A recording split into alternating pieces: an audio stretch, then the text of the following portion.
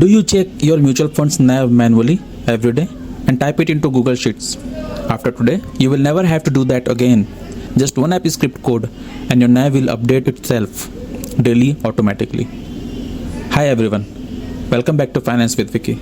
I am Vicky and today we are going to learn how to use Google Apps script to automatically fetch live stock prices or mutual fund NAV directly into Google Sheets without any paid tool or third-party add-on. By the end of this video, you will have a fully working sheet that updates its NAV automatically every single day. So let's get started. Look, if you are tracking multiple mutual funds, whether for yourself or for clients, manually entering NAV is both time-consuming and error-prone. One small typing mistake and your entire calculation could go wrong. So today we are going to build a small, simple automation that pulls AMFI's official NAV data directly into Google Sheets using Google Apps script. First, open your Google Sheet. In column A, put the fund name. In column B, the scheme code. And in column C, that's where we will fetch the NAV. You can get the scheme code from AMFI's website. I'll drop the link in the description. Now let's go to the extension menu and click on App Script. Here, we will write a simple function that calls the AMFI's APIs, parses the data and pulls out the NAV for the matching scheme code into our sheet.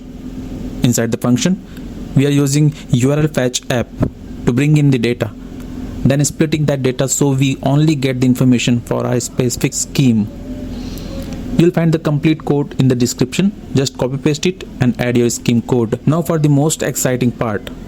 We are going to make this fully automatic. In App Script, under the trigger section, we'll set this function to run automatically at a fixed time every day. Once you set this up, you'll never need to manually update NAV again.